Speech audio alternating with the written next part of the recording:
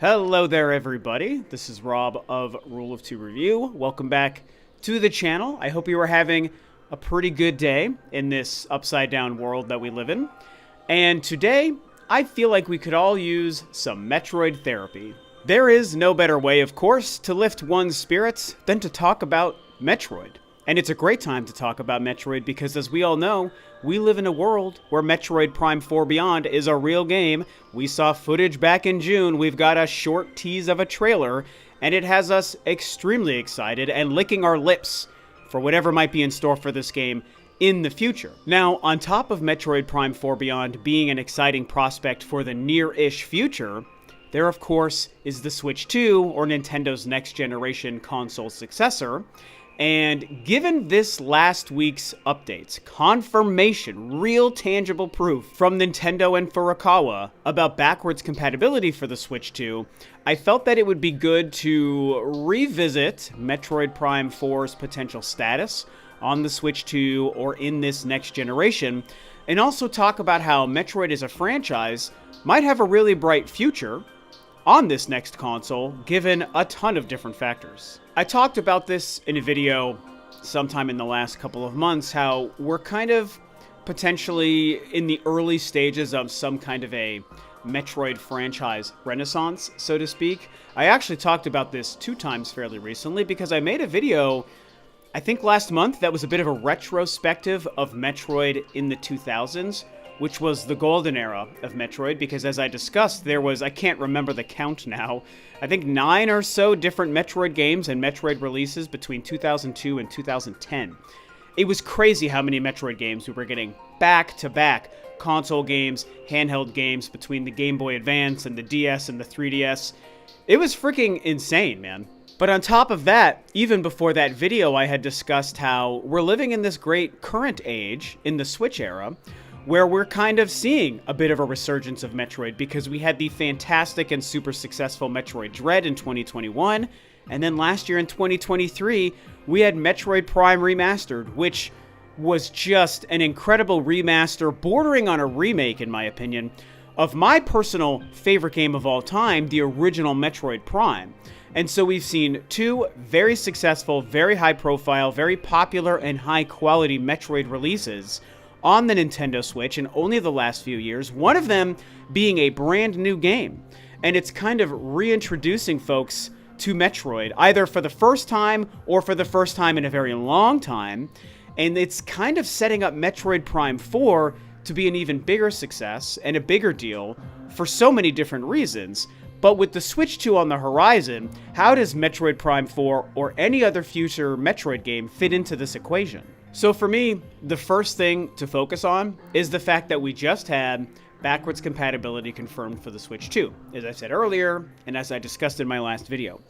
Now, when we look at Metroid Prime 4, now that we know the Switch 2 will be backwards compatible, we get to now ponder, until Nintendo gives us details, of course, we get to ponder how Metroid Prime 4 Beyond will fit into the current Switch, into the next generation Switch, Switch 2, with the backwards compatibility, and all of the different forms or ways we might be able to experience Metroid Prime 4 on the Switch 2. Full disclosure, and any one of you guys who knows me or watches me already knows how I feel about this, I have to believe in my heart of hearts that the Switch 2 will offer some sort of improved or definitive experience for Metroid Prime 4 than just playing it on the Switch 1, or by playing it on the Switch 2 via just backwards compatibility. You know, if we were to just take our Metroid Prime 4 Switch 1 cartridge, plug it into our Switch 2, which we now know we can do, I don't want to just play the regular Switch 1 last generation version of Metroid Prime 4 on my Switch 2. I really, really hope and I believe that Nintendo is planning to offer some sort of enhanced experience. It's the only word I can think of to say right now is experience. Some kind of enhanced experience for Metroid Prime 4 on the Switch 2. I think that the way most of us would want this to happen would be for the Nintendo Switch 2 to automatically enhance the Switch 1 cartridge of Metroid Prime 4, or of course any Switch game. I mean, I said this in my last video too, you can technically apply this to most Switch 1 games, but I don't care about anything else. I only care about Metroid right now, and it's the point of this video. So, The ideal way, I think, would be you take your Switch 1 Metroid Prime 4 cartridge, you plug it into your Switch 2, and automatically, without any extra money, I mean, this is the impossible part, but I think it's the perfect scenario for all of us. For no extra money, the Switch 2 is just built to automatically upgrade and enhance the graphics and the performance and a variety of other features for Metroid Prime 4. You know, part of this could also be whatever sort of gimmick the Switch 2 may offer, or different Joy-Cons or different controller experiences that are unique to the controllers of the Switch 2, so maybe that could be part of this as well. But you play Metroid Prime 4 on your Switch 2, physical, digital, whatever, and it just automatically enhances the graphics and the capabilities. That's the dream. The next best option for us would be if we could just buy some sort of next generation patch, $10, $15, even $20, and it upgrades Metroid Prime 4 via that way. The only other option that I could think of, and I think a lot of people wouldn't like this, I personally would be very okay with this, would be if they just sell a totally separate definitive version of Metroid Prime 4 Beyond on the Switch 2, so that you could purchase the physical Metroid Prime 4 Beyond Switch 1 version and cartridge, and you could also purchase a Switch 2 Definitive Edition version, and you've got two different cases, two different cartridges. They're unique to the platform, and even though the Switch 2 would play the base level Switch 1 cartridge, there could be a different definitive version Switch 2 cartridge of Metroid Prime 4 that features the improved graphics and playability and all of those different things. Would that be Nintendo gouging us and we'd have to be spending more money if we want to have both versions or whatever the case? Yeah, and it's probably not the most consumer friendly, and 99 out of 100 times I would be against it, but solely because I am a Metroid sucker and fanboy, I am totally okay buying and purchasing and collecting a Switch 1 and a Switch 2 version of Metroid Prime 4 Beyond. So, however Nintendo would treat Metroid Prime 4 Beyond when it comes to the Switch and the Switch 2 and the backwards compatibility of that console, it remains to be seen. I'm a little worried that at the end of the day there might not be any sort of next generation enhancement, and it's just play Metroid Prime 4 on the Switch 2 because you can. It's backwards compatible, if I could speak correctly. And it is what it is. You're playing the same game on both consoles. There's no next generation enhancement. I'm a little worried that that's what we'll get, and it's not the end of the world because I'm just thrilled the game is going to be made. I think it's going to be incredible even on the Switch. But don't we want some sort of next generation enhanced experience for Prime 4? I certainly know that I do, but time will tell whatever they're going to do. But this conversation is about more than just Metroid Prime 4. It is about Metroid as a franchise. And the other thing that I can't help but think about is Metroid 6. Of course, those of us familiar with the Metroid franchise and the timeline and the lineage and history know that Metroid 6 would be a 2D game, and that the 2D series, the numbered series, is technically the main story of the Metroid franchise, and that Metroid 6, if one were to be made and released, would actually be a sequel to Metroid Dread, because Metroid Dread, of course, is Metroid 5. For non-Metroid diehards, a lot of this might be confusing, and I totally understand. It is a little bit clunky and cumbersome. It's not nearly as sloppy and messy as the Zelda timeline, but respectively, it is its own kind of weirdness. Although, it does actually make sense if you actually pay attention to and learn the timeline, unlike the Zelda timeline, which everyone is kind of faking that we understand whatever the hell is going on over there. So, that's what I think we can hopefully expect for 2D Metroid, is Metroid 6 to release on the Switch 2 sometime in the next few years, well after Metroid Prime 4. Now, recently, Yoshio Sakamoto discussed how he just wrapped up his work on the Famicom Detective Club games and series, which is not a series that I know anything about. I'm not interested. It's not a genre for me, although I do hear that the newest one, that Emio game, was apparently very good for folks who like that genre or that franchise, so that's great. And it's actually through the release of that game that I learned Sakamoto had anything to do with that franchise. I've personally only ever known Sakamoto to be the guy involved with and partly responsible for Metroid, and that's all I really care about that he's done. But again, nothing against the Famicom Detective Club games. They are what they are, and that's fine. But after the release of this most recent Emio game, he did give an interview with Famitsu, and in that interview, he confirmed that his work on that franchise is now done forever. He's basically putting it behind him. So others may pick up the mantle and make future Famicom Detective Club games, and that's great, but Yoshio Sakamoto is done. And so to me, what my Metroid super fanboy brain thinks is that I hope that that means he's already moved on to working on the next Metroid game. In fact, I'm just going to say it right here. I don't know anything. This is just me as a fanboy and a Metroid superfan making a bold claim with nothing to back it up than just my fanship. But I'm going to state right here and now, I fully do believe that this means he's moved on to Metroid. In fact, I think he's already moved on to Metroid. I have to wonder if he was maybe kind of wrapping up working on that Emio game while also ramping up working on the next Metroid game. Metroid Dread that Yoshio Sakamoto worked on with Mercury Steam finished and released 3 years ago, you guys, in 2021.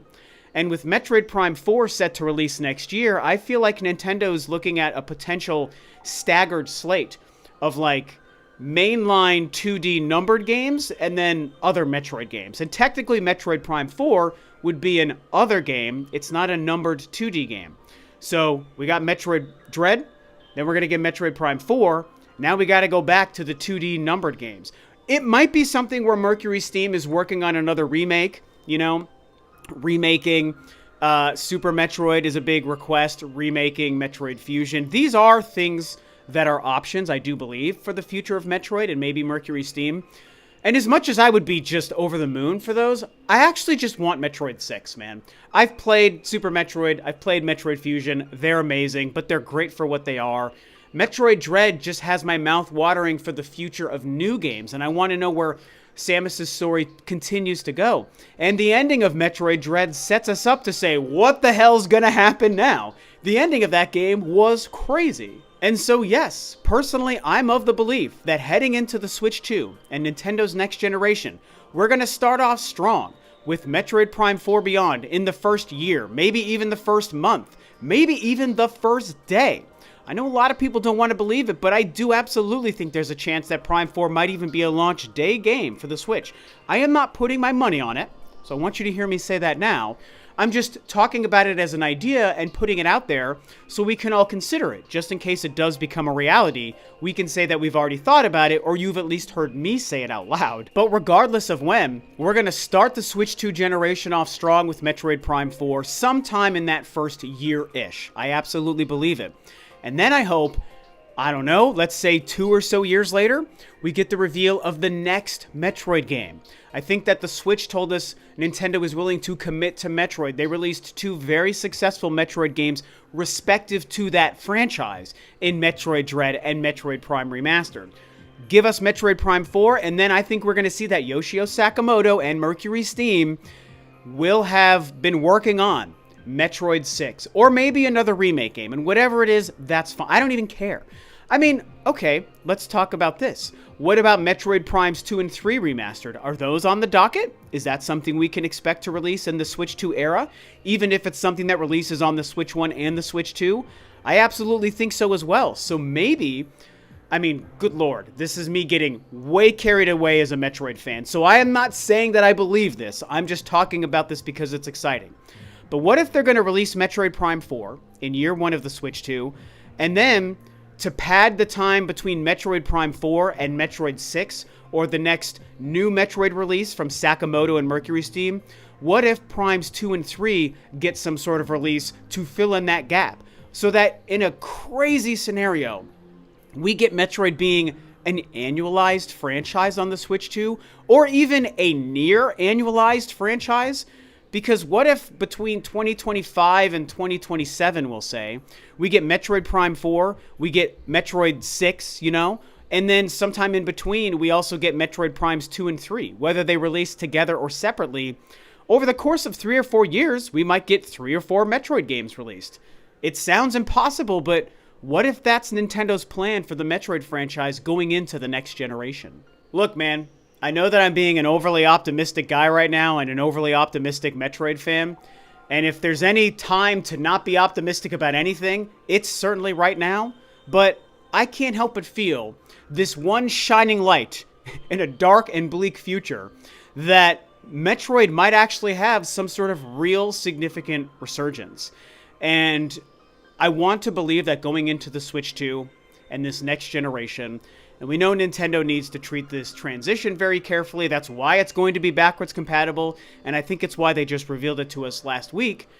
I have to feel that the Switch showed us their commitment to Metroid, and even rebooting Metroid Prime 4 and giving it to Retro Studios back in 2019. I've said this over the last 7 years. I've never strayed away from this messaging, and you guys know that's true if you've been watching me. I think Nintendo showed commitment to Metroid and to Prime 4 simply by doing that back in 2019 anyways, because they could have either let that project fall apart and not released it, or they could have just finished the half-assed, less good version and said, just put it out there. But they spent a lot of time and money and resources to make sure that the game got fixed and was going to released in the best possible state to be the best game it could be for the fans. Then you add on to that Metroid Dread and Prime Remastered. Those games released after the reboot to Retro Studios, man. So the Switch era told us their commitment. I think we're going to see a doubling down on that commitment for the Switch 2. And it's going to start with Metroid Prime 4, and then I think Sakamoto is working with Mercury Steam on the next 2D game that I hope will be Metroid 6. So, is it overly optimistic? Yes. Do I feel it in my heart and soul? Absolutely. So, that's what I have to say about the future of Metroid on the Switch 2, and that's about it.